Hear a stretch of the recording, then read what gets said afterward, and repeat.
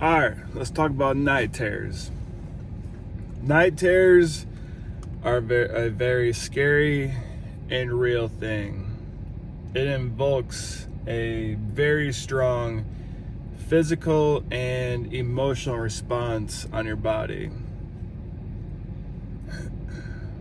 I've struggled with night terrors for about 12 years. Yeah, for about 12 years. They're more prevalent in the beginning, right after Afghanistan, during Afghanistan, and after Afghanistan, and not as much now, but they still happen.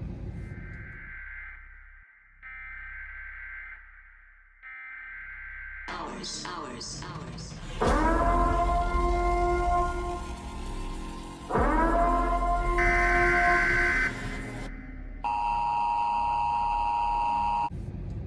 Real quick, my name's Josh Barker, and I spent 13 years in the Army, 10 of which in Special Forces. I deployed to Iraq and Afghanistan twice, and I've been a cop for about 4 years. To me, night terrors are a way your body is coping through some trauma. I first started experiencing night terrors in my second deployment to Afghanistan, and after a very traumatic event. It was after the death of my teammate. And I think the reason why I started having night terrors is because all I did was think about it over and over and over and over. What I could have done better, what I should have done, different outcomes every single time, right? So I'm trying to figure out what I should have done. So you're replaying it over and over in your head. You're replaying the worst experiences in your head. It's just on rewind, and you keep playing it, rewind and replaying it. And you do it subconsciously most of the time. A lot of times I would be daydreaming or just catch myself not even there, right? Not even there where I was. I was off in my head thinking about all the things that happened. We'd be hanging out as a team. We'd be decompressing after missions. We'd be on the next mission. And all I'd be thinking about is the most traumatic mission I was on. And when you play stuff over and over in your head, not only does it take over your life when you're awake, but it takes over your life when you're asleep. I started waking up with cold sweats, my heart pounding, and my body's freaking out. I had no idea what was going on. It was almost to a point where it was almost every single day I'd wake up in cold sweats. I'd wake up with my heart wanting to jump out of my chest. I didn't know how to cope with it. And I didn't talk to anyone because I was still fucked up. I didn't talk to my teammates. I didn't talk to family. I didn't talk to anybody. I kept to myself, and things got worse. Fast forward to after Afghanistan for when I got back to the States, and my issues didn't go away. They probably got worse because you involve drinking and still not talking about your issues. It's going to expand, right? So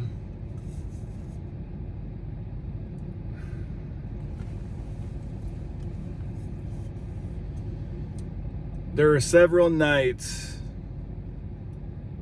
I'd wake up and I usually don't remember my dreams because they usually are pretty bad. But it's getting to a point where I would wake up suddenly and I would sit straight up in the bed, scared. And I didn't know why I was scared, but I was scared. Scared that someone was trying to kill me, something was chasing me. I was in the middle of a firefight. I was in Afghanistan. I was watching people die around me. It was always one of those things, or all of them. And the more fucked up and traumatic the dream was, the more I was fucked up when I woke up. And it wouldn't just mess me up for a couple hours. Night terrors, when I got them, they messed me up for days. It was like there was something wrong with my wiring. There was like a chemical imbalance where I couldn't, no matter how hard I tried, be in a good mood. I couldn't fix myself. There's so many dreams where there'd be death all around me. Or no matter how hard I tried, I couldn't get away from the gunfight that I was in. People would be dying all around me. The Taliban or whoever it was would be chasing me. And I know everyone's got those dreams where no matter how fast you run, you can't outrun the guy behind you. This is 100 times worse. It's to the point where you legitimately think you're gonna die. Like the dreams are so intense, they're so real, that when you wake up, you thought it happened. You're almost looking around expecting dead bodies. The reason why people jump out of bed so suddenly is because they think there's someone right there. When they wake up, they're looking for that enemy right there. Because in their dream, it's real. You feel everything. And when you wake up, you still feel everything. So the reason I bring this up, it's been 12 years since I've gotten back from Afghanistan. And a lot of things have happened since then. You know, I got married, got divorced, had kids, was an instructor for Special Forces, went to college, and now I'm a cop. And I still have these issues. No matter how much time has passed, I still have these issues. They're not as often as they used to be, but they're still pretty severe. And so the other night, I woke up from a night terror that was so bad, and I don't know why it happened. And the only thing I can think of is, normally I have my kids.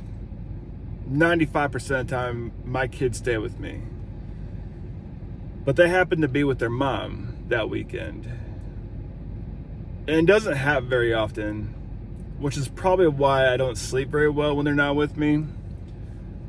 But when they were with their mom last weekend, already restless. I was already restless, couldn't sleep well. Finally able to get to sleep at some point. And I had this intense dream that I was in the middle of a gunfight. Much like all the other dreams that I had, being in the middle of a gunfight, you know, people dying, people chasing me. That stuff is pretty much the same. Because whatever you think about the most is going to happen in your head, right? So, you know, subconsciously or consciously, I was being shot at, and I woke up so hard that I thought I was gonna die. I freaked out thinking someone just broke into my house. It's been 12 years since Afghanistan. But I still thought I was in Afghanistan. I thought someone was trying to kill me.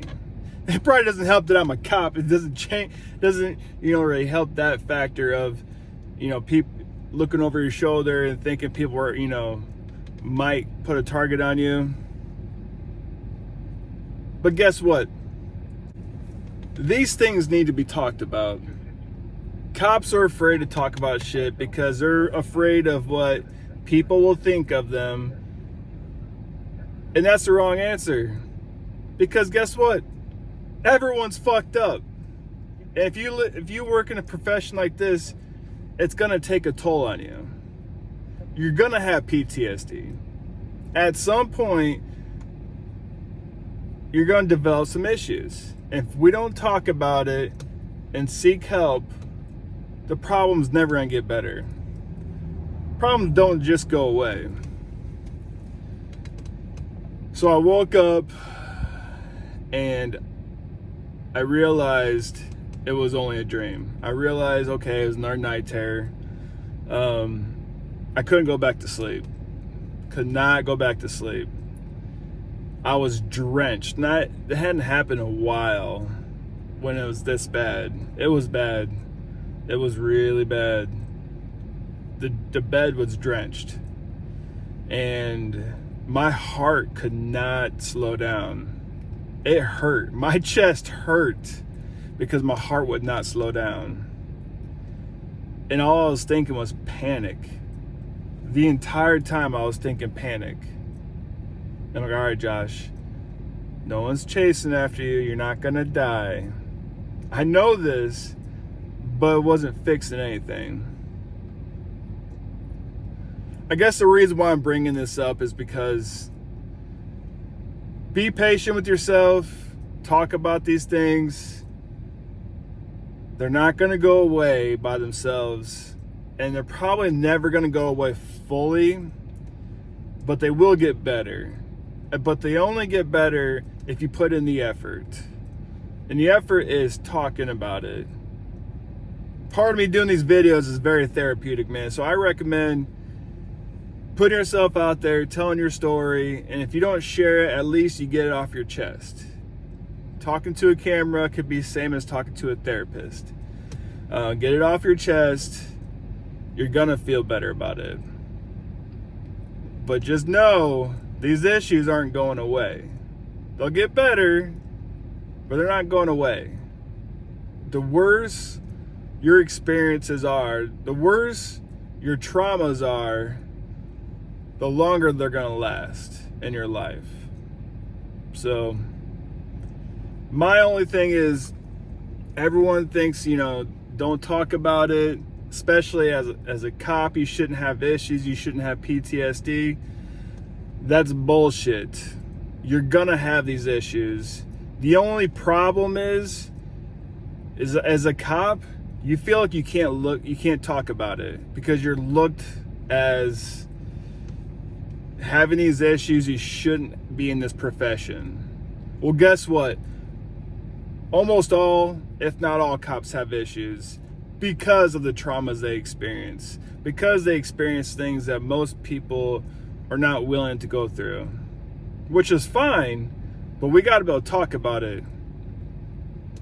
And it's okay. It's okay to have these issues. But what's not okay is not doing anything about it, not trying to fix yourself, not trying to make yourself better, and instead drinking your problems away, because that never works. Only thing makes things worse, right? So if these videos help you, I'm just gonna ask, the only way you can really support this channel is by subscribing. I don't have anything else out there. Eventually I'll finish my book. If you guys want to reach out in an email, it's attached below. I'm still responding to people. Biggest thing in my life right now is my kids, or are my kids. They're in sports, and my life is busy. 5 days out of the week, at least, are sports. baseball, soccer, whatever sport they're in, I'm always busy. I'm a dad first. My kids come first, but I am responding to you guys. So it's just gonna take a little bit of time. All right, man. I hope this video helps. Peace.